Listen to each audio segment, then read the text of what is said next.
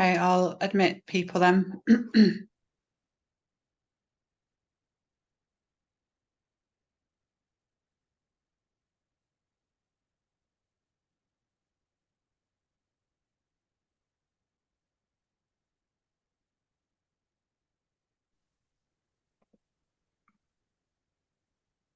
Okay, Duncan, over to you.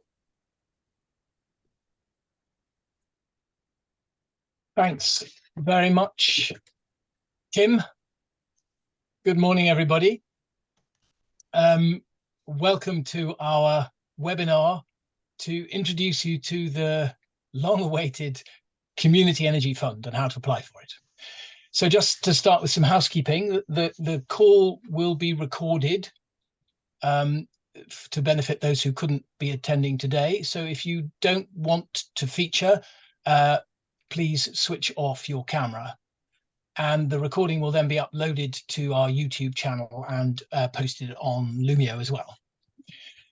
So to introduce myself, I'm Duncan Law, Head of Policy and Advocacy at Community Energy England. And I'm ably supported by Kim and Lisa and Josh from our team today. Welcome to everybody who's joined us to find out about the Community Energy Fund. Before we get started, I just will run through the idea of the structure for today's webinar. In a few minutes, I'll be handing over to our speaker from the Net Zero Hubs, who will be giving an overview of what the fund will be this time round, including similarities and changes from the Rural Community Energy Fund, bearing in mind that many of you will not have engaged with the RCEF at all. And they'll also be giving some insight into the expected application process and how to engage with the hubs when applications are open, or even before. They urge you, as soon as you have ideas, to be in touch. This will be followed by a question and answer session. There are over 200 people on today's call, so please, if you have a question, stick it in the chat and we'll separate the questions into key themes and try and group them and ask them together. So please, if you can, be specific at the start of your question about what your question's about. For example, feasibility studies or development grants, and then we can group them together. And the questions will be asked after the speakers' presentations. So just to introduce Community Energy England, in case there are any people out there who are not members, I hope there are, and that you will join us soon. Community Energy England was founded in 2014 by community energy practitioners to act as a voice for the sector, to connect up community energy activity across the country, because it tends to be locally focused, obviously, and to help put people at the heart of the energy system, as was our tagline. We've just changed it to putting people at the heart of the energy transformation. Our membership is now over 285 organisations, the vast majority being community energy organisations, with some supportive stakeholder groups, some corporates and councils. All our work is intended to help clear obstacles, create connections between practitioners and stakeholders, and facilitate the work of community energy organisations and benefit the sector as a whole. A lot of that is about working to make politicians, national and local government officials and network operators, regulators, aware of community energy benefits, the sector's needs, opportunities, and how to overcome policy obstacles. This is to ensure that community energy organisations are able to create new projects and to play an active and important role in the energy transition, an essential role, I would say, and do say. You can find out more of what we do on our website. There are pages about consultation, upcoming consultations, although there are a few at the moment, and our many responses over recent time. Just a little bit of history behind the Community Energy Fund. On behalf of Community Energy England, I really want to thank the Net Zero Hubs and the government for their great support in making this new fund a reality. For many years, Community Energy England has been a staunch advocate for empowering local communities to take charge of their energy future. And we've passionately argued for the establishment of a fund that would support these efforts, especially providing early stage funding to get projects going. In 2014, the government put in place a rural and an urban community energy fund. The urban community energy fund was withdrawn prematurely in 2016 with 8 million of its pledged 10 million unspent. The Ambition Lawrence Western wind turbine, which launched in March, was kicked off by an urban community energy fund grant of 20k, I think, back when. The 10 million rural community energy fund was sadly allowed to end without replacement in March 2022. Community Energy England campaigned hard to the Secretary of State and through MPs for a national community energy fund. The Environmental Audit Committee recommended it in April 2021, and that the importance of community energy be emphasised in the net zero strategy. Sadly, there was no plan or support for community energy in that strategy, as the Secretary of State had promised. And instead, they put in place, they recommended community energy organisations engage with their local authorities, not always an easy thing to do, to access the growth funds such as the Levelling Up Fund and the Shared Prosperity Fund. Sadly, these are cyclical, most of them not open anymore. And for every £1 of capital funding, you get £1 of project. Whereas we showed them that for every £1 of development funding, you could get up to £69 worth of local committed community investment mobilised, and in some cases more than that. Finally, we have that fund. They have listened to us, I hope. The context for that is that the Power for People's campaign for the local electricity bill succeeded in getting amendments passed in the Lords to insert it into the energy bill, and the government's determination to remove those amendments sparked our letter writing campaign, which saw members write to more than 100 MPs. Thank you so much if you did. It made a real difference. MPs were vocal in their objections, and the government came up with the current Community Energy Fund, mostly to appease them. Be reassured, the campaign for local supply has not gone away. So this fund represents a useful first step towards community energy growing exponentially again. It could be seen as a useful dress rehearsal for the growth that could become possible if Labour were to win the next election. This opportunity also brings challenges. Growing organisations is never easy. And this will be a key focus of our autumn forum, which precedes our Community Energy Awards ceremony in Manchester on Friday, the 17th of November. Please do enroll, do register to attend through our events pages. Now, as the Community Energy Fund becomes a reality, our determination to make it succeed knows no bounds. It will succeed. It's vital that it does. To show that community energy is capable, enterprising, and ready to grow again. There is £4.5 million that we need to claim before the end of March 2024.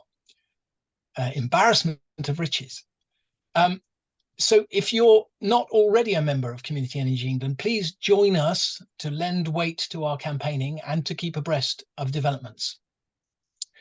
This goal of making the CEF a success is very much shared by the Net Zero Hubs and their amazing staff. So let's get started.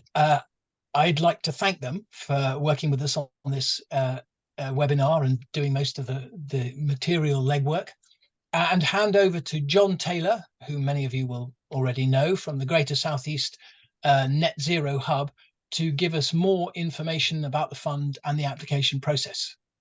John. Brilliant. Thank you very much, Duncan, for the introduction there. Let me just share my screen with everybody. Okay, here we go. So, yeah, brilliant to see so many of you on the call this morning. There's clearly a massive movement of interest in community energy out there. So we'll spend the next half an hour, 45 minutes introducing the main themes of the Community Energy Fund, and the kind of application process, a few case studies, and then we'll have time for question and answers at the end of that.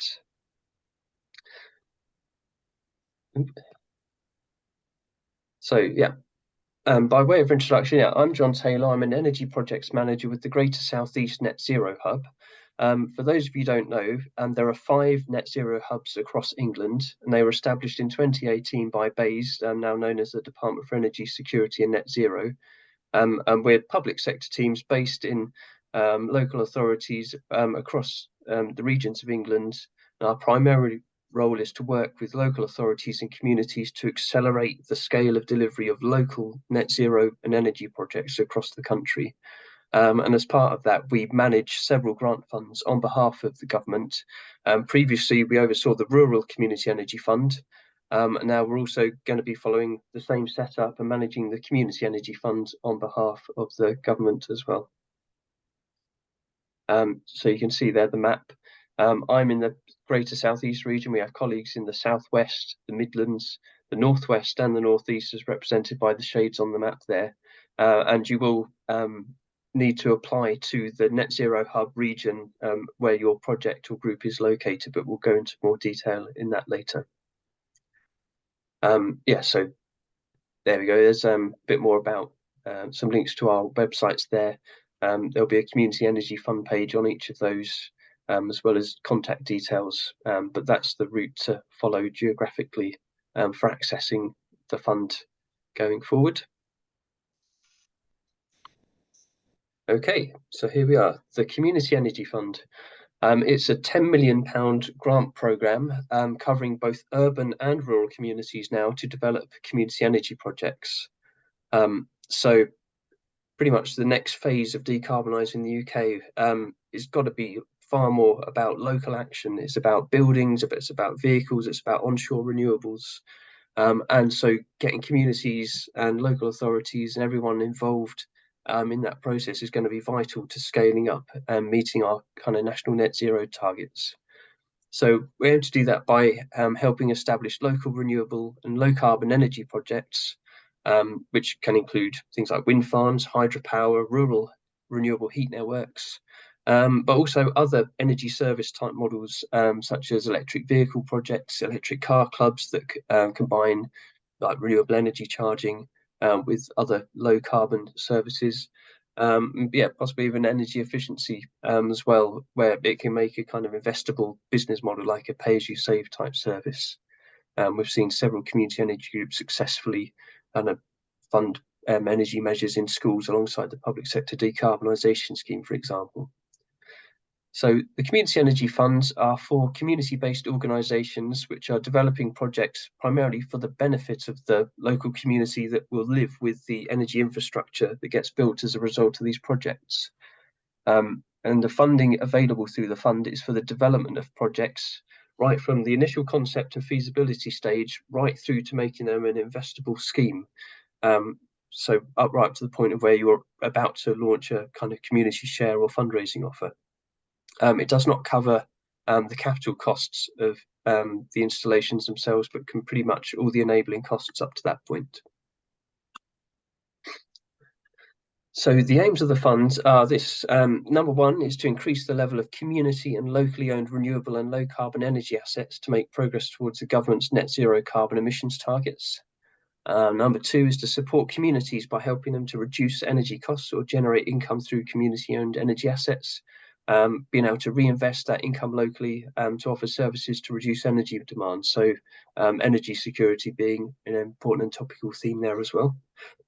Excuse me. Thirdly as well, the more people that make this their day job, the better as well. So looking for opportunities to grow yourselves as community businesses and support other installer companies and volunteering opportunities are all outcomes we're looking to see as well. So the fund is here to help remove any of the barriers to investment that your projects may be facing as you try and scale up these community energy projects. Right, so in terms of timings, we're expecting the Community Energy Fund to be open for applications in November 2023. We're currently finalising the application forms, contracts and guidance documents behind the scenes at the moment.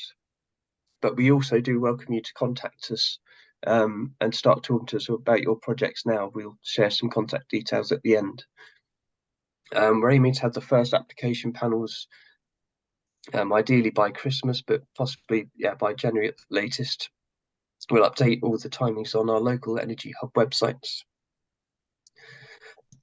The fund as a whole will run through to March 2025. So the budget of that £10 million is split evenly between the 5 hubs. So we're each going to have £2 million to distribute each. £1 million is available in this year from November through to March. And then a further £1 million will be available in year 2, April through to March 2025. So don't be too concerned about if you're not prepared to do a quick application.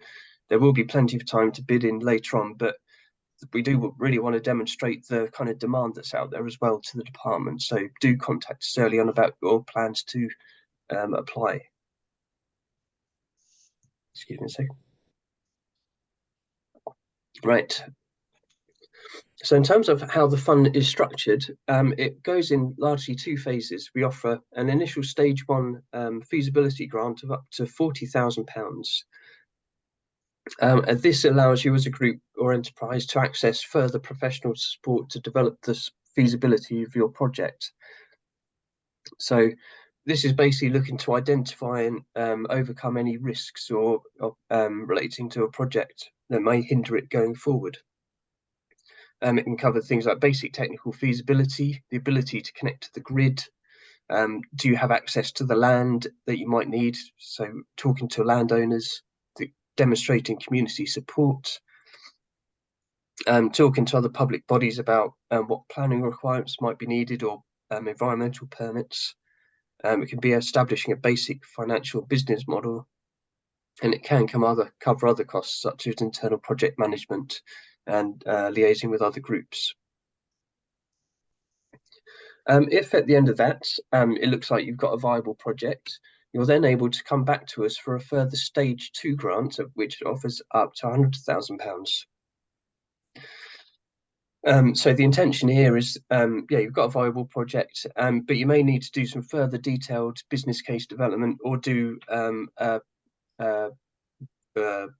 secure a grid connection or submit a planning application, which may require more detailed technical and environmental surveys. So this funding is aimed at that end of projects. By the end of these, you should be in a position to start raising finance for your project as well. But we recognise that some projects may also need additional match funding, but as long as you can demonstrate a pathway to do that, then that will be fine. Just want to add here that if you applied or had a stage 1 project under the Rural Community Energy Fund, you are eligible to come straight to us for a stage 2 project to continue that momentum with what you previously achieved, or if you think you can demonstrate equivalent work from another fund, like I know London has a community energy fund and there's several local authority ones. Do talk to us about where you're at with your project and which stage is appropriate to apply to. So in terms of the application process, please don't leave it to the last minute in terms of application deadlines to contact us. The sooner you contact us about your project idea, the better. We have staff in place in the hubs to talk you through the process and to work with you to develop your ideas. It's best to get us in touch with us early on as possible. We'll share with you a pre-application or expression of interest form to capture key project details. We can then work with you to progress your bid, because we really want it to be as good as it can be before it comes into us and goes through our evaluation and funding panels, just to speed up that process for everyone as well. And then there'll be dated funding rounds throughout the years. So submit your application forms with supporting documents by those deadlines. We'll then process them internally, review them, and then contact you with the successful outcome, or in most cases we might even, if it's not quite there, we'll give you suggestions of how to improve and then resubmit. But we very rarely turn projects down, or at least we did in the Southeast, completely outright. We want to give everyone the opportunity to present the best project possible. Okay, some of the differences we see between this and the Rural Community Energy Fund, the big one is probably the geography. So the urban areas and groups in cities now eligible to apply alongside rural projects. So that's not a limiting factor anymore, which is brilliant. And it's all done under one umbrella. There's not a separate urban pot or a separate rural pot. We're just treating everything under the same process at the moment. One of the other changes we made this time around is groups can undertake more of their own project management internally. So it means you're allowed to reward some volunteers with some like paid services time, as long as they can demonstrate a fair market rate. Similarly, if you've got people within your teams who have the technical ability to do more detailed work for you, you can have greater freedom to allocate work to them rather than putting it out to the market or to other consultants completely, provided they can show that they've got the appropriate skills and can demonstrate that they're charging a fair market rate for their work. Yeah, we're also hoping to be a bit more open to innovative technologies and business models as well. We know this is a fast-moving area, so there's other possible business models or income streams to get from offering grid flexibility services and to allow more renewables onto the grid and battery storage, things like that, or giving people access to low carbon technologies like electric cars through car clubs. So we know there's lots of traditional stuff that works, and we want to see plenty of that too. But yeah, if you've got some ideas, please do discuss that with us. But yeah, probably best to do that before applying to us out of the blue, just to check. Some of the other things to be aware of before you apply. You will need to be an appropriate legal entity or legible organisation. We'll cover that in more detail in a moment. Ideally, you would have also undertaken some initial community engagement to show that this is a project that's genuinely coming from a wider community. We recognise that there may be some situations where it may be a bit more sensitive, so we can be a bit more lenient on that one. But yeah, more community engagement is preferable. You should also ideally have a specific technology in mind. So it's best not to come with a proposal that's too broad or too, so this is the area, we want to know what's best. And we do work with other organisations that can work with you at that kind of earlier stage to review your options. Ideally, you have a specific site, building or location in mind as well.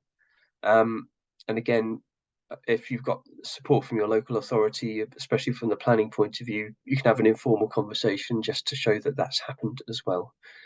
Probably the key thing as well, as in terms of supporting documents, because it's public funding we're distributing, you will need to demonstrate a minimum of 3 quotes for each item of work that you're claiming funding for, or at least demonstrate that you've attempted to seek 3 quotes. Again, this is something the hub team should be able to help you with in terms of finding appropriate consultants, or even kind of reviewing tenders and specifications. But we can talk a bit more about that later. But that is something that, yeah, was part of the RCEF programme and will continue this time around as well. So in terms of eligible legal entities, this is the list you will see in the guidance notes when they get published. But there's familiar structures for community energy organisations that are like community benefit societies, cooperatives. We'll also, yeah, community interest companies. We've had applications from charities. And you'll see on the list there as well, town and parish councils. So that is, again, rolling over that lower tier of local authority, very localised. District, borough, county and unitary councils are not eligible to apply directly on their own. But moving forward, we do allow projects that kind of are done on a joint venture basis. So as long as the intention of the final project is that it's going to be at least 50% owned by that community entity, the other 50% could potentially form a partnership with a larger local authority or private developer. But yeah, provided that at least 50% falls within community ownership. So in terms of what we mean by community ownership, we've made an attempt to be add a bit more detail about what that means to make it clearer for people. But ideally means that the people that live locally to the project, physically where the infrastructure is built, they have the opportunity to influence decisions about the assets management and or the distribution of benefits that arise from that energy asset as well. So it could be like an accessible membership structure that gives them voting rights or a say in the design, things like that. Again, the intention of community energy, I'm sure a lot of you are aware, is to ensure that as we develop this new energy infrastructure through the net zero transition, that communities feel a sense of ownership, they have a say in how it happens, but also it's a chance that we're not exporting all that value out to distant investors as well, that some of that sun and wind and other forms of renewable get it converted into other forms of wealth for the community as well. So yeah, if you can demonstrate that any kind of benefits are flowing back to the host communities as well, that is ideal. We recognise that some of these projects may get financed through more national means, so there will be members of that community who are more geographically distant, and they will also accrue benefits, but usually through kind of interest on their share payments, things like that. Moving on to the technologies that we expect to see eligible. Again, this will be listed, but standard renewable energy technologies there. So solar power, wind power, hydropower on the electricity generation side.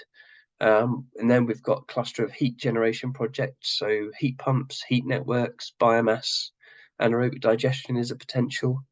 And then moving into other parts of energy infrastructure like battery storage, electric vehicle charging infrastructure. A lot of these can be paired together as well. We like to see multi-technology projects because that helps a more robust business case.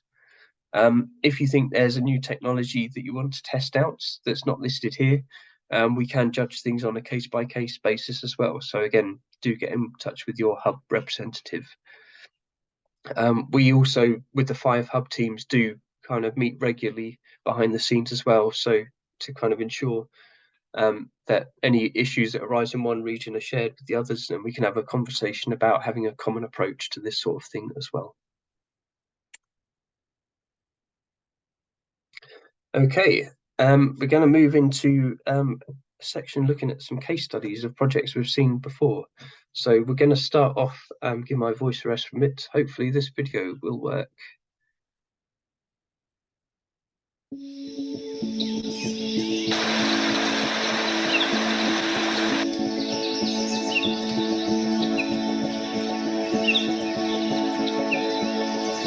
So my name's Emma Hickling and I am a member of Derbyshire Dales Community Energy, and we're involved in delivering community energy projects within Derbyshire Dales and the wider surrounding Derbyshire. So the question is, why did we choose to start this up? What was our vision? Well, we're all passionately involved in implementing sustainability into all aspects of our lives, and it's very easy to do on the individual level in your own home. But the question is, given the fact that we spend a lot of our time outside, we interact with the whole community, how can we do that on a wider perspective? And so you have to do that within a group, which is partly why we've set up this community energy group, because we're particularly interested in energy. And why energy? Well, here in the Derbyshire Dales, we're in the middle of the Derwent Valley. In this area, industry was started by renewable energy. They powered all their mills through water, all the water coming down the River Derwent and all the little tributaries. So if they could do that historically, the question is, why can't we do renewable energy now? So looking at the wider area, water is quite a complex system, quite difficult to manage, and you only get rivers in certain areas. So we thought, why not do something more straightforward? Solar power, very easy. Solar panels, everywhere in Derbyshire has sunshine. And then we're looking at the community. all the businesses we're interested in, they all occupy buildings, they all have roof space, an ideal location for solar PV. So that was our vision, to get people interested locally to put solar PV panels on their roofs, and they can use the energy locally for their own businesses. So a win-win-win for everybody. So we started off by getting a grant from the Midlands Net Zero Hub, and we got together a group of people and we identified some suitable local businesses who really were in tune with our vision, and we started all the detailed work. So of course solar panels technically are fairly straightforward, but when you look into the more complex, how do we manage this over a 30-year period and all the complexities, there's things like legal issues, who owns the building, who is going to sign up for a 30-year contract to consume the energy. How do we connect to the national grid? Because obviously we don't always use all the energy all the time, and we need to link into the national grid. And then of course we want to get local people to invest. So there are lots of rules and regulations around raising money from people. So this starts to raise issues of how do we do that? We have a group of people with diverse skill sets, but unfortunately they don't always have the skill sets that go with what we're trying to achieve. So after a lot of hard work, we came across an organisation called the Big Solar Co-op. Now this is a cooperative organisation like us, and they are entirely dedicated to renewable energy and local energy, and their desire is to decarbonise the whole of the UK. But they have the same vision as us, which is localisation. So we are now working with them because that is the business they are involved in. They are specifically working on putting solar PV panels on businesses and getting investment from the local communities. So they have all the skill sets that we need to help with. So they're now taking forward some of the sites we've identified locally, and they're taking them forward, and we're hoping that by the end of this year we'll have at least one site up and running, i.e. a local business with solar PV panels installed and running on its roof and powering its own business. And we should hopefully have investors who have been interested in what they're doing and investing locally. So that's where we are at the present. And how do we see it going forward? Well, in order to run a cooperative model, you need local volunteers to operate, and that's what we're now trying to do, is get more local people involved so that they can come along on board and they can start working with the Big Solar Co-op to start looking at more sites in Derbyshire.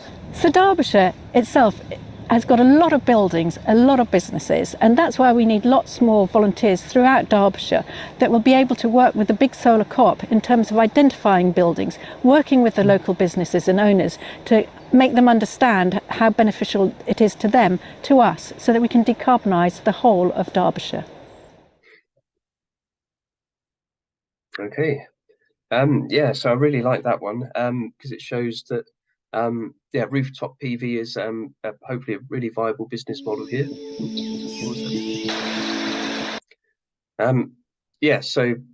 Certainly with the issues with grid connections on larger projects, rooftop PV is something we hope to see more of coming through, especially now we're opened up to urban areas as well. And I think the other issue with rooftop PV as well is some of the projects can be relatively simple, but some of them, particularly when you start aggregating up a number of rooftops, ideally we want to be looking at portfolios of projects, because if you're going to the effort of doing projects and then doing a community share offer, you kind of need a minimum value to justify all that effort. So we'll be pushing more towards multiple rooftop projects probably through this scheme. But yeah, if you've got the opportunity to find good roof spaces, generate power, sell power to those host buildings and export the rest locally, we're looking at more ways we can make that happen. I like that as well because it shows that community energies don't just have to work with community buildings. We all love working with schools and community centres, and they're great places to start, but there's lots of other people in our communities and businesses that need power too, and community energy can be a part of delivering that. We have seen some larger projects come through the Rural Community Energy Fund here as well. This is one from the Southwest Net Zero Hub. So Chelson Meadow Community Solar, looking at more at the commercial scale end of solar farms. So this was a 13 megawatt solar farm project. progressed through the Rural Community Energy Fund as a joint venture with the council down there. There's now a virtual power purchase agreement in place, or certainly the potential for one, to support the business case for the solar power here. Planning has been approved, an EPC contractor has been appointed. So all those steps in that journey to making that solar farm happen, was enabled through that Community Energy Fund application. Similarly, in the southeast, we've seen a 17 megawatt solar farm go through, and there's a 30 megawatt one in the northwest as well. So yeah, certainly ground mount solar is an opportunity. We did see some smaller ones come through from parishes as well, more at the solar allotment end of the solar farm scale, so like sub 2 megawatt projects where a parish might still retain ownership of a piece of land that might be used for paddocks or other kind of general use at the moment, but which some of it could be converted to local renewable energy production. Hopefully, with some of the changes to national policy and planning, we may see the revival of community wind power as well. And we certainly want to test the water with that through the Community Energy Fund. Wind power was mentioned in the press release from the department. And yeah, we very much want to see some of these come forward. This could be repowering an existing wind power site. So dismantling of kind of older turbine and putting a new one in its place, which is more efficient, and or it could be a new site completely.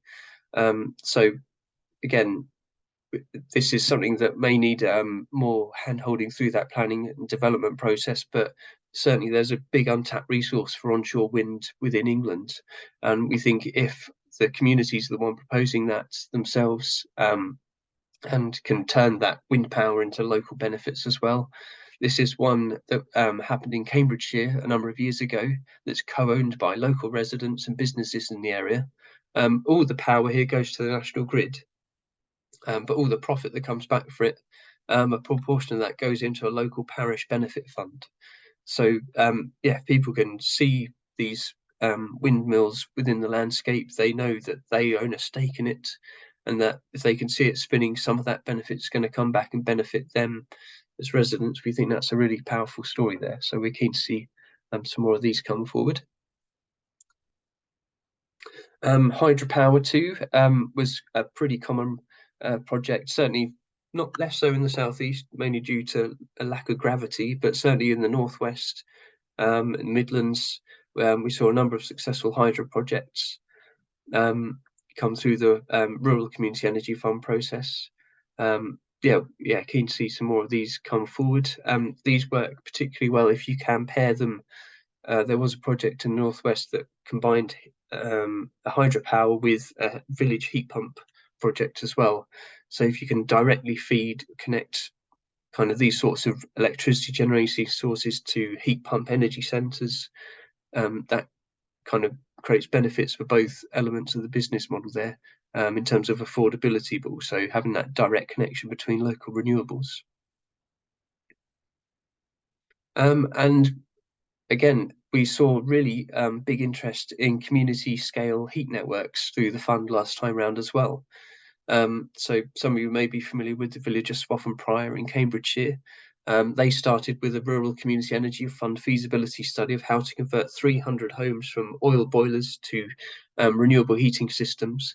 They've now gone through a process with Cambridgeshire County Council where they've built a heat pump energy centre and laid all the pipework throughout the village, and they're connecting homes now.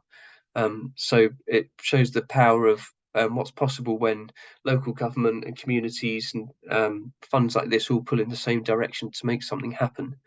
But there's whole variations of scale with network ground source heat pumps, air source heat pumps, solar thermal, biomass. All of these can feed into community heat projects and then competitively supply heat to residents on a kind of metered or energy as a service basis. So I'm sure we could run some more detailed workshops in this sort of project throughout the year as well, because there's a lot to explore here. Right, I think I've come to the end of the main content of our presentation this morning. these are the email addresses for each of the hub regions there. So we'll copy those into the chat. But yeah, you'll also be able to go through those links earlier to our websites and read more about the Community Energy Fund and how it's been approached in each of the Net Zero Hub regions. But we do aim to have the forms and guidance online very soon.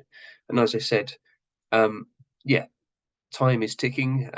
Yeah, please do email us and contact us to start discussing your project ideas now, because it may be we can yeah, give you some guidance of how to shape your application, or even to start seeking quotes for some elements in readiness for those documents appearing. So I think we're going to use the rest of the time now to open up to the floor and other colleagues from the hubs, or hopefully in the room as well, and turn their videos on, introduce themselves, and we'll take some questions. Thanks very much, John. That was brilliant and very exhaustive. And you've already answered quite a few of the questions that have come in the chat. So I will try not to ask those, but if I do, forgive me, because my brain was a bit bifurcated. So I'll start with some logistic stuff, and then we'll come down to more local nitty-gritty ones. A big one, timescale question. Does the money need to be spent by March 2025, or indeed March 2024, or simply awarded by that date or allocated? I think, in fact, somebody from one of the other hubs said allocated. Is that true? So, Duncan, I'll try and pick up some of these. So hi to everybody. I'm Phillip Morris from the Southwest Net Zero Hub. Our expectation is allocated. So that is still through the process of being confirmed. There will then be 12 months to spend that money as the group once it's been allocated. So it's not definitive yet, but we hope that we're working on the basis that we need to allocate those funds within the given financial year and then give the groups 12 months to spend that money. Brilliant. Thank you. Very clear. We look forward to confirmation of that, and that will go on our dedicated Community Energy Fund web page as we receive new information. Ali from Possible asks, would a single group be able to submit multiple bids for separate projects? Yes, is it the answer to that? So we'll consider each project on its individual merit. When you're doing that, you'll have to be conscious of subsidy control. So we're likely to operate this, at least initially, under minimal financial assistance. And we could do a whole separate webinar on that. But the principle is there's an amount the public sector can allocate in subsidy to an individual group or organisation over a given year, 3-year rolling period. So what I would say is, in principle, absolutely do consider putting multiple applications if that's appropriate. Talk to us before if you're concerned, but you will need to consider how much subsidy that you're receiving. And again, we'll be happy to explain that if you get in contact. Thank you. That was my next question. Does that more concern larger groups who have already received significant subsidy than smaller groups who are just starting out? Yeah, almost certainly. So you have the potential for an allocation of £315,000 of subsidy over a rolling 3-year period. So yes, most likely we're talking about larger groups who have been allocated specifically under minimal financial assistance. So we will provide some more detailed guidance on that in the application forms. But if you're a smaller group, you haven't had any specific subsidy from the public sector, and that's what we're talking about here. It's not about grants elsewhere from, say, big lottery. It's about specific public sector subsidy. Then, yeah, if you're smaller, likely is you won't have met the threshold, but we'll have detailed guidance on that available. Fantastic. We look forward to that. Thank you very much. Dave Rinaldi from SE24 asks, given the huge interest in CEF, how will the funds be awarded? Will it be first come, first served, or how will applications be assessed? In all honesty, I hope that that's a problem that we get to. So applications will be assessed on individual merit. Historically, we've had enough funding available to meet the demand. There has been some shifting of funding between regional areas where we've had greater demand in other areas. So I don't think we have a specific plan for if we meet our funding threshold yet, but we'll be sure to develop a fair one if we do. At the moment, just consider your applications will be considered on individual merit. Brilliant, thank you. Juliana asks, does Community Energy Group have to be established to apply, or can the fund be used for Community Energy Group forming stages? I think it has to be project related, but please let us So know. we do need one of the eligible organisations who is established, a formally constituted entity, to apply. However, that doesn't have to be the community part of it. If you were, to John's point, if you're seeking to establish a joint venture, and that joint venture would ultimately be a community-owned organisation, that's fine if that's your long-term intent, so long as you have an eligible organisation apply. So that might be a charity, that might be a town or parish council who puts in that initial application, knowing that your long-term goal is to set up a formally constituted community organisation. That's great. And Skelmersdale Resilience Society says, what's a pre-commencement society? That may have been something you said, I didn't hear it. I don't know. So I'm going to open that up to my esteemed colleagues. I don't know whether John, you or Ruth, I know Ruth's on the call, you have the answer to that. I'm not 100% sure either. It's what's on the eligible list. I think it was something that was only a thing for a very small window of time, so it might be quite a rare legal structure. But yeah, I can answer that if you like. Okay. Somebody can answer that. Yes. So 2014 was the Community Benefit Societies, the act that brought around these. The co-ops that were registered before that point, the old IPSs, are called pre-commencement societies now. Okay. So that's an IPS basically. Any IPSs still out there are now called pre-commencement societies. That's useful. Thank you so much. Whoever that is, thank you. Is a residents association a relevant body to apply? I suppose if they are one of the formally constituted community businesses that you've listed. Yes, or like I said, if they partner with one of those to form a long-term partnership. Yes, you need to be on the list of one of those. The application does need to come from one of those formally constituted bodies. But you said that town and parish councils could lead a bid with an organisation that intends to absolutely.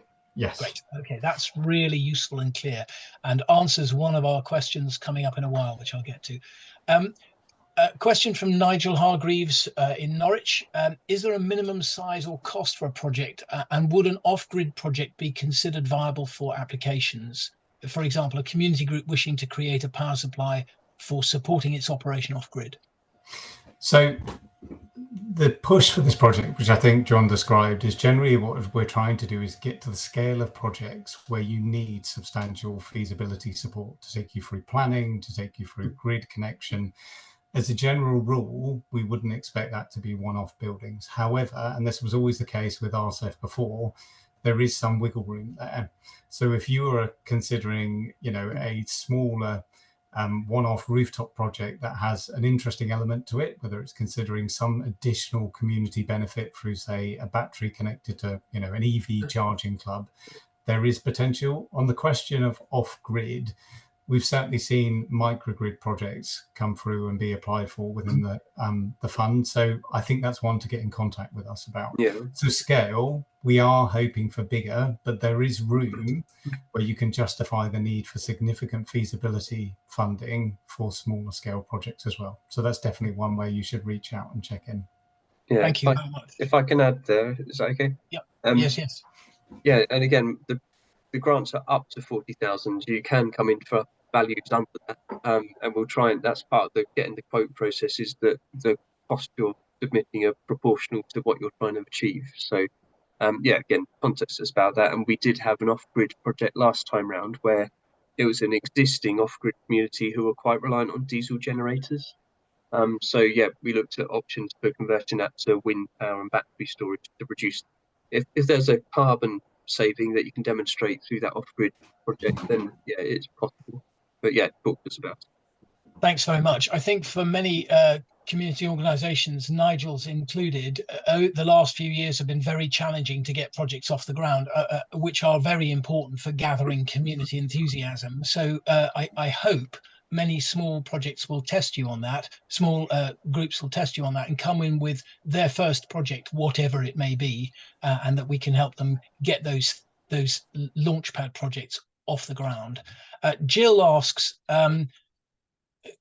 a community organisation wishing to install PV on its own building, is that a small project? Would that be eligible? I think that just speaks to the discussion we've just had. You know, we Right. would be looking for some justification there of why you need significant feasibility funding to look at a small one-off project. So it's not the inherent like comfortable space for the project. Do get in contact though, and we'll look at it and we'll consider whether there is merit within it. So the guidance has quite specific wording about smaller single building projects and the ability to show community benefit, because that's the other thrust here, isn't it? You know, it's about community scale projects and community benefit. So that would be an important thing to consider when looking at a small scale project. But the guidance, I think, is a bit clearer on that. So we'll obviously share that detail when it comes out. Great, thank you. Some questions about stages and relation to RCEF. We have understood by a response already given in the chat that RCEF projects that have not spent up to the total cap of 140,000 can apply for more funding. But if you are not successful in stage 1 of the CEF, are you still allowed to apply to stage 2 with a good case that you have made? So the guidance is quite specific on this. So as long as you meet our expectations of what a stage 1 feasibility assessment would be. So within the guidance, we at stage 1, we have a kind of guidance on what you'd expect to do in a feasibility report and what the outcomes of that would be. We'd expect stage 2 entrants to be able to demonstrate that they can meet that, you know, that they have adequate provision, that you can show the feasibility of your project adequately. So yes, in principle, so long as you have a decent feasibility report which show that there's potential to invest a further £100,000. Great. I think that covers the next question about having been successful in stage 1 in RCEF to be able to jump straight to stage 2 in CEF. It's a question of, is your feasibility study convincing? Yeah, and just to that point of topping up. So if you say, so at stage 2 as an example, you spent £80,000 of the funding and you want to come back for a further £20,000, so long as that is new work, there's a potential for us to fund that. It wouldn't be appropriate if you were asking us if, you know, the quality of the consultant's work the first time round wasn't very good and you're asking us to fund improving that, that's probably not going to score well. But if it's new work for that, you know, and you want to make a case to spend an additional £20,000 in that scenario up to the cap for something new, then that's potentially viable. Yeah, great. Can I just add as well, we know energy prices have been all over the place the last few years, as well as the inflationary costs of kit. So it may be that somebody did a stage 1 project a few years ago that was marginal or didn't look fantastic, but the situation might have changed in the meantime. So if there's still room, it may be that we could justify a small edit to kind of update project costs if that's viable. But again, yeah, we're here to help kind of tease out those sorts of situations. Great, thank you. Sarah Burgess from the Grand Union Community Energy Organisation asks, how do you see this grant functioning in the available grant process? For example, stage 2 CEF moving on to Hindu DPD.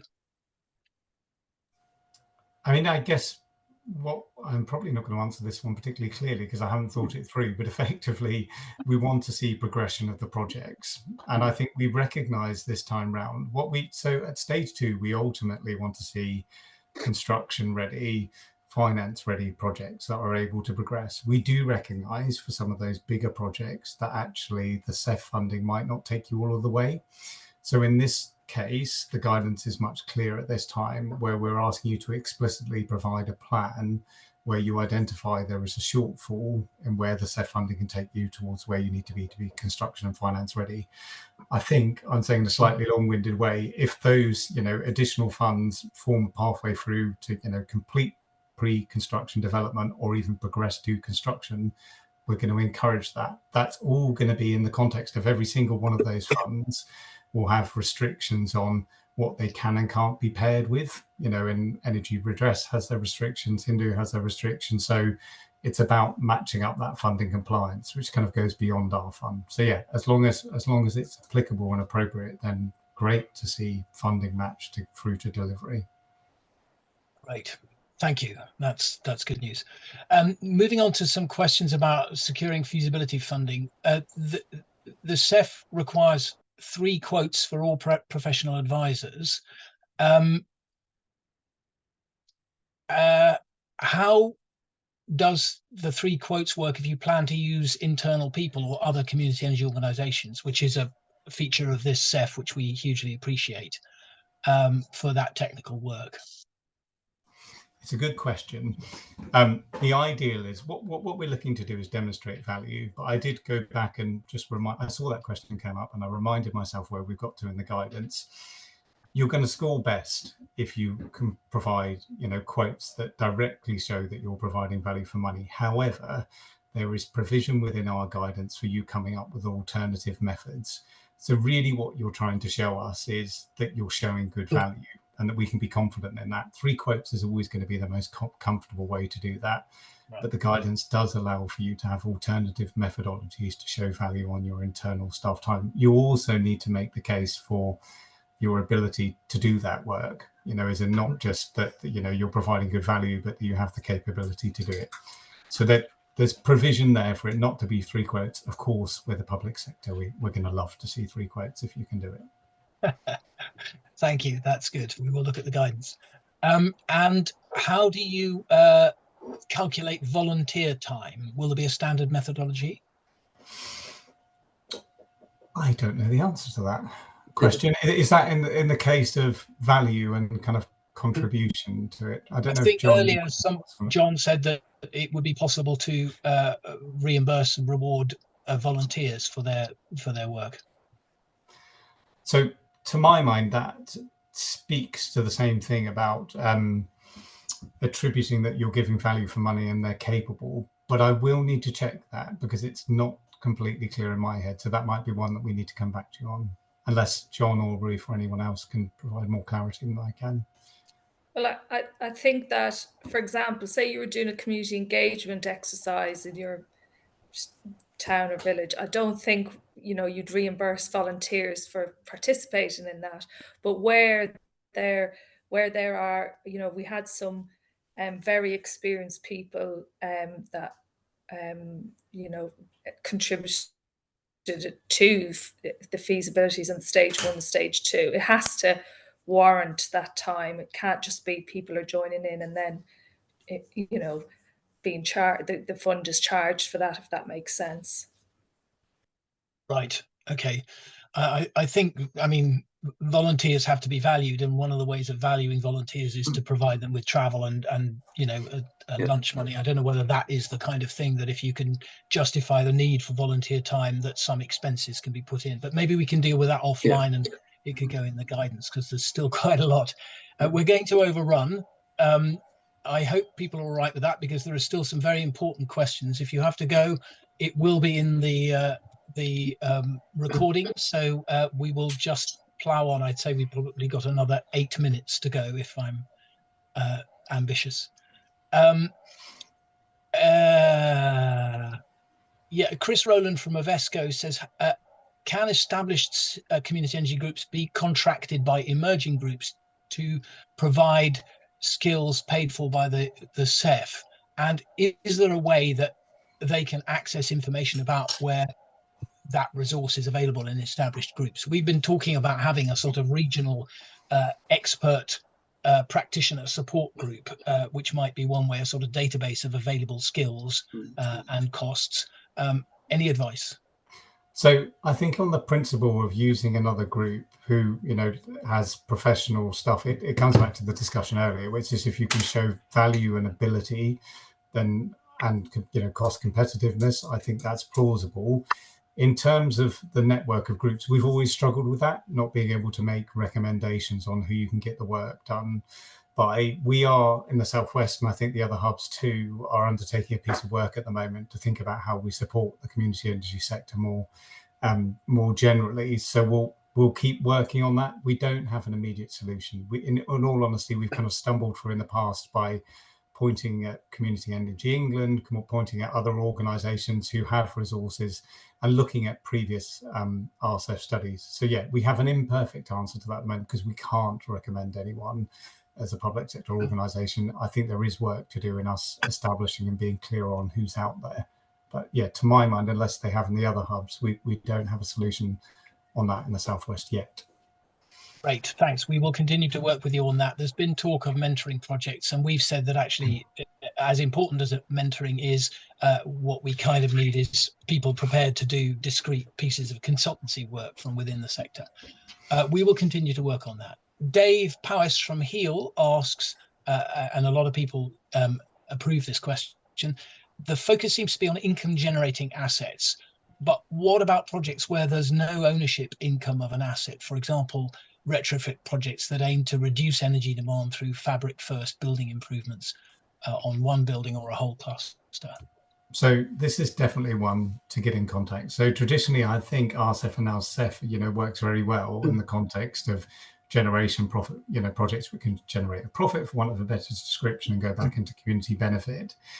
This time, there is provision within the guidance for community energy services more generally. The focus of that at the moment is to make the case. It's likely to be focused only at stage 1, so that initial £40,000. And the focus will be money to establish the feasibility of developing a long-term energy services proposition beyond renewable energy. So if it is plausible, you'll be able to put an application to say, we want to make the case for a feasibility study to develop in that scenario a kind of community retrofit service with community benefit. We will be expecting you to show the need for that. So is there provision locally already? What is the gap that you'll be filling? Is there a good need for this within your area? But this is new to us. So we've tried to keep the guidance specific enough it makes sense, but open enough that we can encourage innovation within this space. So if you're considering that type of project, definitely get in contact, but there is provision for it within the guidance this time. Thank you very much. We were very glad to see energy efficiency in there, but obviously it is a difficult thing, as somebody's pointed out, to make money on energy that isn't used. I mean, there are possible investor save models, but it might be something that is built into generation and income generating models as part of the community benefit to enhance the case for it. So we encourage organisations to do that. Phil asks, will the fund favour single project applications or a group of projects contributing to the zero goal? I'm not quite sure what that means. Yeah, at a general level, we are looking for scale. So that I think it does swing back to that point about a single building. If it is just a single building and a rooftop scheme, we're looking to see something that shows additional community benefit and innovation and community services. But as John said, if you are matching multiple buildings together, that's going to be more appropriate to something which is giving you £40,000 or £140,000 for feasibility funding. So I'd say it tends to favour either bigger or multiple, but it's not impossible to do single under the right circumstances. Right. This is coming back to the paying people. Richard from Share Energy says, how are we expected to show that employees' salaries are fair market rates? Most of the time, organisations will not share their salaries with you. What evidence would be acceptable? And I don't think I have a definitive answer for this. That's why 3 quotes is, helps, doesn't it? Because it allows you to compare like for like to an extent. Come to us with your proposal before you put in an application of how you think you can show value, and we'll talk it through in an honest and open way, because this is an area where we flexed to try and support the community energy sector, as you said, Duncan. There have been many who have pushed for this, but that does mean it's new to us, being more explicit in allowing this type of this work. So we'll test it. So yeah, please come to us with a proposed way of showing value, and we'll talk it through. And it's worth saying a feature of this is that we'll be sharing between the hubs. So we'll try to learn from each time something new comes in, something that approaches I keep saying case law, but it's not the most helpful analogy, but we'll learn once and then share the learning, and we'll do that amongst the hubs. Right.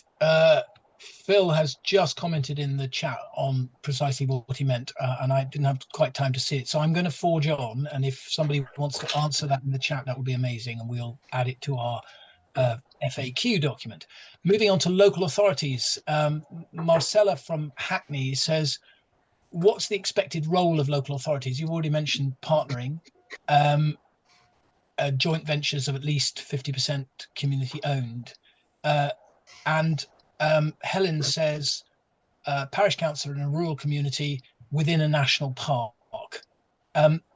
Off the top of my head, I would say all the things that we recommend community and local authorities do, which is to resource their local groups, even set them up, give them access to assets, office space, officer time, and to help mobilize the community. Is there anything else you would like to add to that? I think we, again, within the guidance, we talk very specifically about how local authorities can support, but it is in that partnership space. And I think it will strengthen bids where the local authorities are partnering with community energy organisations to put in their proposals. With town and parish councils specifically, you can be a lead. But in all other cases, local authorities, that they're not able to directly benefit from the funds other from specific kind of planning application fees. The other thing I would say is, someone asked earlier about virtual power purchase agreements. That's an example of the potential for something that can provide the bedrock of the security of funding for a solar farm, for example. And it is something where local authorities can consider benefit in something slightly different to just a normal, is it the cheapest offer on the table? So that kind of innovation where you've got a local authority partner who might be an off-taker for the power that's produced, that gives the certainty to a business case. So that, yeah, partnership wherever possible, I think is the key. But local authorities, with the exception of town and parish councils, can't put in applications directly themselves. Thank you. And as I understand it, a virtual power purchase agreement means that you're buying what somebody is producing, but not necessarily off-taking directly on a private wire. You're buying through the system, but on a sign of kind of, we buy what you produce. Yeah, I mean, again, like subsidy control, this is probably one for another whole hour, but it's not a private wire, not a direct supply. It's also not a sleeved PPA. It's something more akin to a contract for difference. So you're effectively setting up a separate financial hedging mechanism where you, the council and the community energy company in that case, agree a price for power and reconcile around that. So the neat thing it means is the local authority can still buy power from npower, whoever they want to buy their power from. You as a community group can sell to Unity or whoever you want, and other companies are available, whoever you want to sell your power to, and then you have this reconciliation mechanism that sits in between alongside that. So it's a very good way of allowing the flexibility for public sector organisations to still purchase power. It also allows you to consider value beyond pure monetary terms because it sits outside a traditional procurement model. So that, again, there's a ton of detail there, but they are the Plymouth Energy community example of Chelsen Meadow is one where there's been some really interesting work around VPPAs and the security that can provide to the community energy sector. So that there's something slightly different to sleeve PPAs as well. Thank you very much. We maybe should do some work on PPAs. There was a workshop at our conference on it from Unity, but that's note for the future work. On planning, you said that planning fees are an allowable cost. Charmian Lark says, how do we show informal chat with the local planning authority when we now refuse to talk to any applicants in advance of full planning applications as they're so short-staffed? Yeah, I guess there's one of the mechanisms so I don't have a definitive answer here. What people have done successfully where they've struggled is engaged in a formal pre-planning application approval process. So in effect, you're paying the local authority for time to take a pre-planning application position and help inform a good planning application. So at best, it's nice to think, and going back to how local authorities can support here, one of those things is having a good discussion with the planning team. But a fallback mechanism might be that. It has a cost associated with it and it's not insignificant, but that is a model where you're just not getting any input back, is to pay for it. Thank you very much. And we're one question away from moving on to the sexy area of technologies. Megan from CSE asks, is the support on offer to help develop ideas the same across all the hubs? Yes, in its broadest sense. Have we all got an equal amount of resource right in this moment in terms of the people we've recruited and allocated to the project? No. So the principle of wanting to support the sector to develop good applications is universal to the hubs. Exactly who we have doing it and how much time they have will vary between hubs and from time to time according to our recruitment. So it's a very politician's answer. We're trying to do the same thing, but we are resourced slightly differently at any given time. Brilliant, thank you. Technologies. John Carley, would deep geothermal hot water be an eligible technology? Yeah, I mean, if there's a plausible project in there with community benefit, I can't see why not. That speaks again. There's lots of local authorities who are considering that and doing mapping work around that. So that's, you know, that's a good one for local authority partnership. But in principle, so I'm not saying a definitive yes, but absolutely in principle, you know, it's one to pick up with us. Great. There is one happening at Great Misperton in Yorkshire. So we will be keeping an eye on that. Great. Question from Martha McBaron. Was the wind project started before the feed-in tariffs changed? It's hard to see how there could be a return now when the return is so low and not even guaranteed. Just to say, Martha, don't forget that the only wind turbine built in England this year has been built by communities in Bristol, and they're selling to OVO Energy and making a return to investors and benefiting the community of Lawrence Weston. So it is possible, and we will be working, but any response from the hubs on that, welcome. Do you know that one, John? I'm happy to respond on the wholesale piece. That one probably was built with ROCs or feed-in tariff or something, but all renewable electricity projects now are built with some form of smart export guarantee or a PPA income. I wouldn't be too worried about that personally. There's onshore wind should be very good value, and you should be able to sell the power at a reasonable cost. Yeah. And also consider refurbished or second-hand wind turbines. With the Fit, you had to use a new wind turbine, whereas now you have more freedom to look at other more affordable turbines. That's a great tip. Yes, Hockerton Housing Project used the second-hand wind turbine, and there will be lots of repowering going on. It was a PPA with OVO for the Lawrence Weston turbine. We're getting near the end. Will retrofit projects alongside energy projects be accepted? By which you mean energy generation projects? I mean, yeah, there's always been provision for that, you know. So, you know, to the general point about retrofit, get in contact, there is, you know, some room for that in isolation. In partnership, there was always something under RCEF, and again through CEF, the multi kind of technology, multi energy services approach.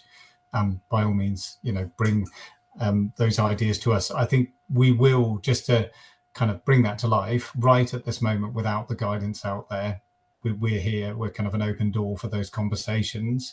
Once we have the guidance out, one of the things we'll do is some similar to what we did in RCEF, which is we'll have a pre-application form, which is a very short form that allows you to articulate to us the project you're considering and us to give feedback to then be able to support you to put in good formal applications. So absolutely in principle, but you know, something like that, please do get in contact and we'll talk it through.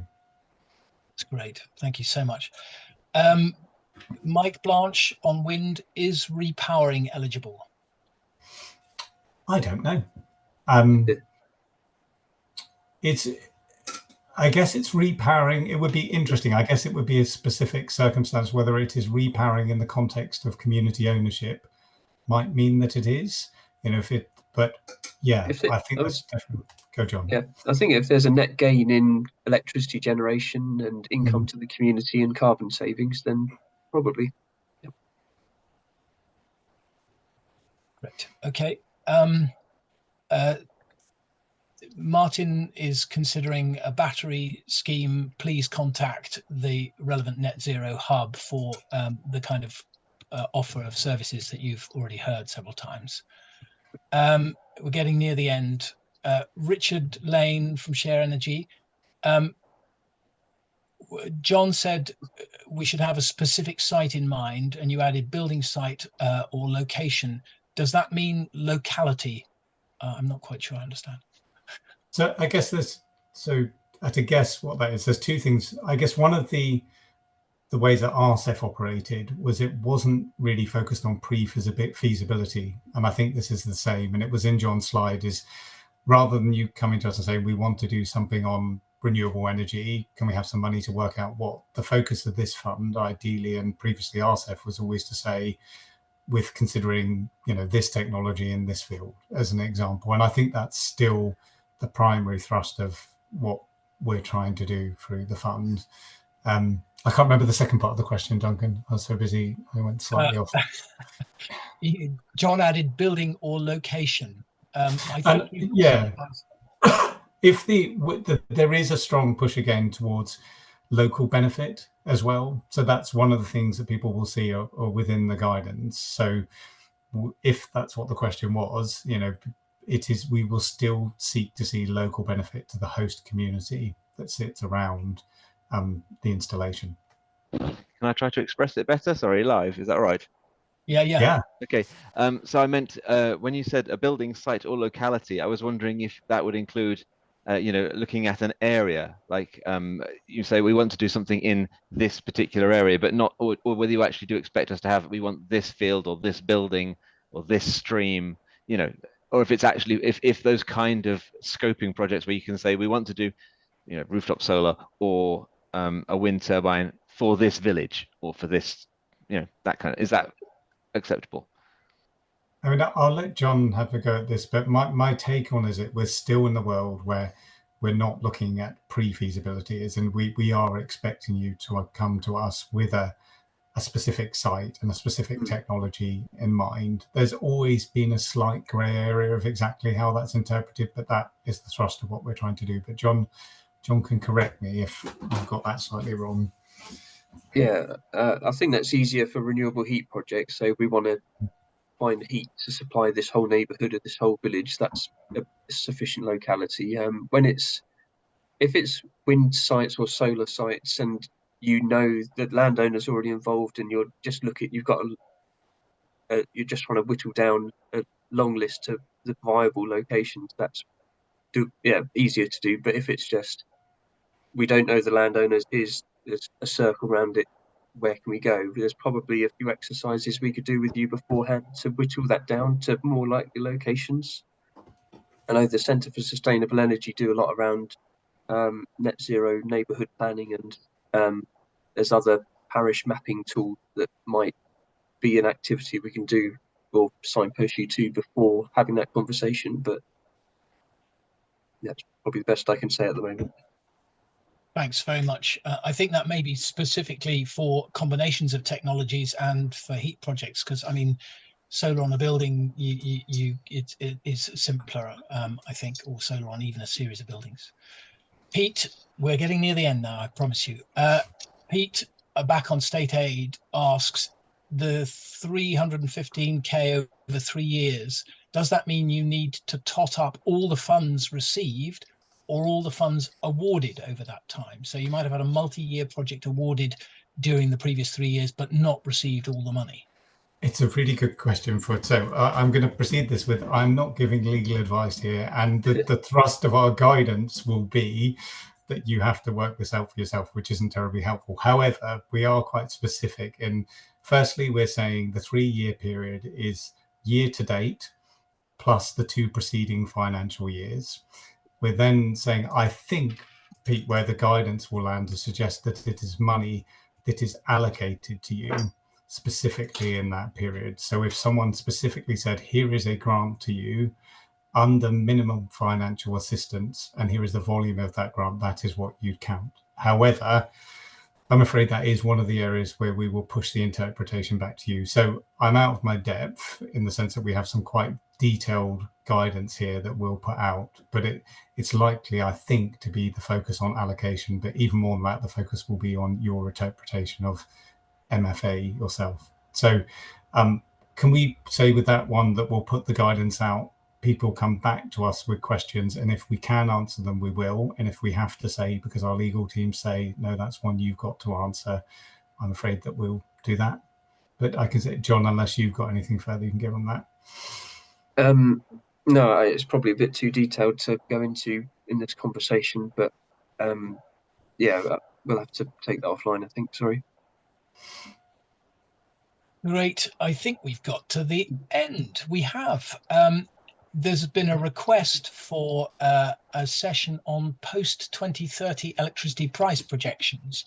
All generation project business models will be making assumptions about this, and it will be good to share some wisdom. And I think we'll put that on our list and maybe talk to a member, Cornwall Insight, and you guys, and see what comes up, so that we can get the best thinking about that.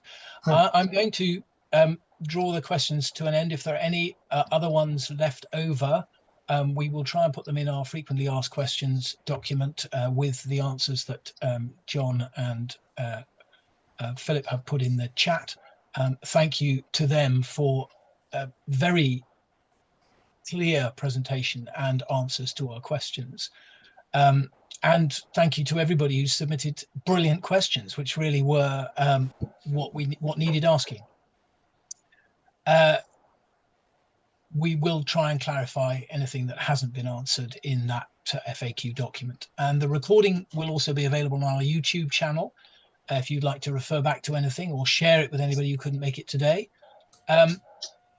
Well, I just want to make you aware of some of our resources that can support you and our organisation. We have, as you probably know, the national map of community energy projects and locations, which you may be able to find local partners or experts adjacent to you to help you with particular problems. If your projects aren't on the map, it's a great way to get visibility and to build your networks. And there's a Get on the Map campaign on that page, or on our homepage.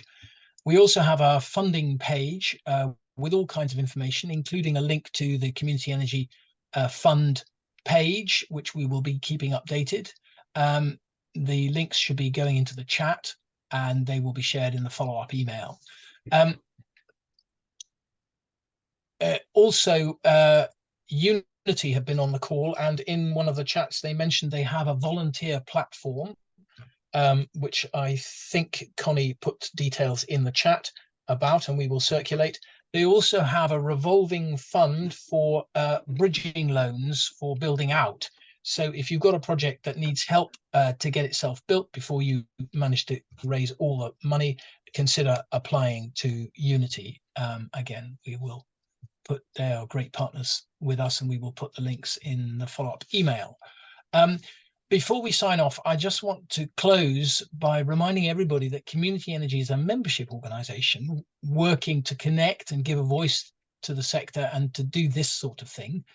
Our fortnightly newsletters are a really important way of staying abreast of developments, including of the CEF, so you will get follow-ups and updates through that. If you're not already a member, we do encourage you to join. Use the QR code on the slide. If John would stop sharing, then Kim can share the relevant slide with the QR code. Yeah, John, don't worry, we'll just put the link in the chat, Duncan, that's fine. Okay, great, okay. And also, I want to make you aware of our upcoming autumn forum.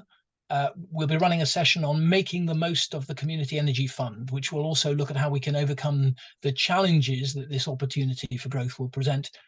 This will be an open discussion forum, so sharing wisdom among you geniuses, and we would love for you to join us. The event's on the 17th of November in Manchester, and is the same day and venue as the Community Energy Awards taking place that evening. So a great opportunity to celebrate and network as well.